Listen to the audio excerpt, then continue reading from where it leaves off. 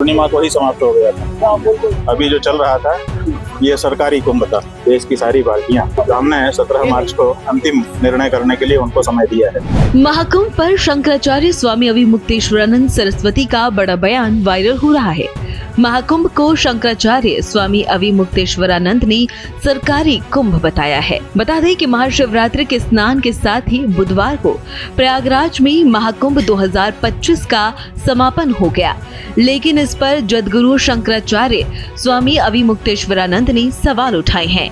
उन्होंने दावा किया कि असली महाकुंभ पहले ही समाप्त हो चुका था और अब तक जो चल रहा था वो मात्र सरकारी कुंभ था।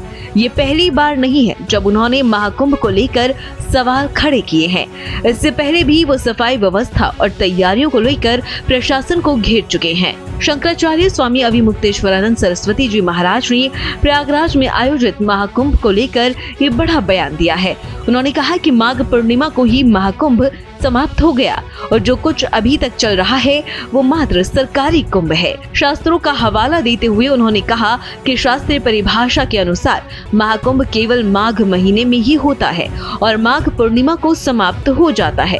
उन्होंने ये भी बताया कि सरकारी कल्पवासी माघ पूर्णिमा के दिन ही प्रयागराज से प्रस्थान कर चुके थे, जिससे ये स्पष्ट होता है कि वास्तविक महाकुंभ समाप्त हो चुका है। वहीं शंकराचार्य स्वामी अविमुक्तेश्वरानंद सरस्वती जी महाराज ने गौ माता के संरक्षण को लेकर भी बड़ा बयान दिया है। उन्होंने कहा कि 17 मार्च को गौ माता के विषय में निर्णय लेने का समय सरकार को उन्होंने दिया है। उन्होंने देश की सभी राजनीतिक पार्टियों और सरकारों से ये साफ करने को कहा है कि वो गाय की रक्षा के लिए क्या कदम उठाना चाहती है। उन्होंने आगे कहा कि हमने 17 मार्च को अंतिम निर्णय लेने का समय दे दिया है। हम दिल्ली में बैठकर प्रतीक्षा करेंगे कि शाम 5 बजे तक सभी पार्टियां और सरकारें ये घोषित करें कि उनकी गौ माता को लेकर क्या नीति है।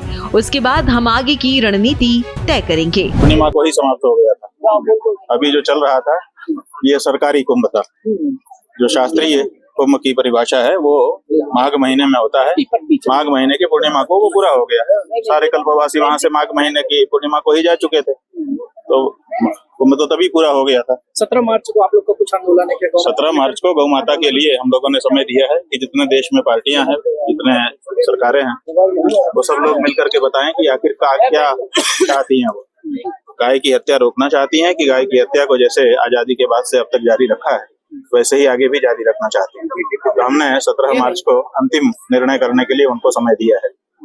दिल्ली में बैठ करके हम लोग प्रतीक्षा करेंगे कि 17 मार्च की सायंकाल 5 बजे तक देश की सारी पार्टियां, सरकारें, विपक्ष घोषित कर दें कि वो गाय के बारे में क्या नीति रखते हैं, क्योंकि उसके बाद फिर हम लोग अपनी नीति, गौ भक्त अपनी नीति बनाना चाहते हैं। भारत एक्सप्रेस के लिए छत्तीसगढ़ से अरुण पुरैना की रिपोर्ट।